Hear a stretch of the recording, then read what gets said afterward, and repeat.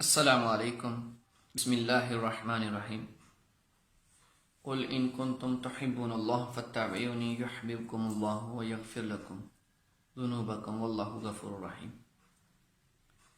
قرآن کریم کے اندر اللہ تعالیٰ نے ارشاد فرمایا کہ اے محبوب مکرم صلی اللہ علیہ وآلہ وسلم آپ فرما دیں اگر تم اللہ سے محبت کرتے ہو تو میری اتباع کرو، میری پیروی کرو، تب اللہ تعالیٰ تمہیں اپنا محبوب بنا لے گا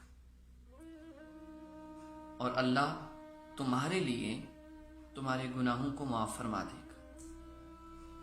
یعنی کہ قرآن کریم کے اندر ایک واضح قسم کا اصول ہے کہ اللہ تعالیٰ کی محبت سے پہلی جو شرط ہے اللہ سے محبت کی، وہ تاجدار کائنات صلی اللہ علیہ وسلم کی اتباع، تاجدار کائنات صلی اللہ علیہ وسلم کی محبت ہے، آقا علیہ الصلوۃ والسلام کی اطاعت ہے، آقا علیہ الصلوۃ والسلام کی تعظیم تکریم اور آقا علیہ الصلوۃ والسلام پر کے ساتھ رشتہ ہے جو روحانی قلبی رشتہ ہے، اس کی بنیاد پر ہمارا فیصلہ ہونا ہے، کیونکہ اللہ نے یہ شرط لگا دی ہے کہ تم اگر مجھ سے محبت کرتے ہو تو میرے محبوب کی اتباع کرو۔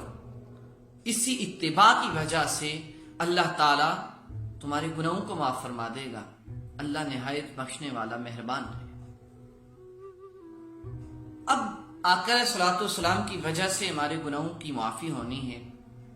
اس قرآن کریم کے اندر ایک اور مقام پر اللہ تعالیٰ نے ارشاد فرمایا کہ جب وہ اپنی جانوں پر ظلم کر بیٹھتے تو تاجدار کائنات صلی اللہ علیہ وسلم کی بارگاہ میں آتے اور وہاں آ کے توبہ کرتے تو اللہ یقیناً ان کی توبہ کو قبول فرماتا۔ اب درمیان میں واسطہ جو ہے وہ تاجدار کائنات صلی اللہ علیہ وسلم کا ہے، ہمارے نبی پاک صلی اللہ علیہ وسلم کی ذات کا ہے۔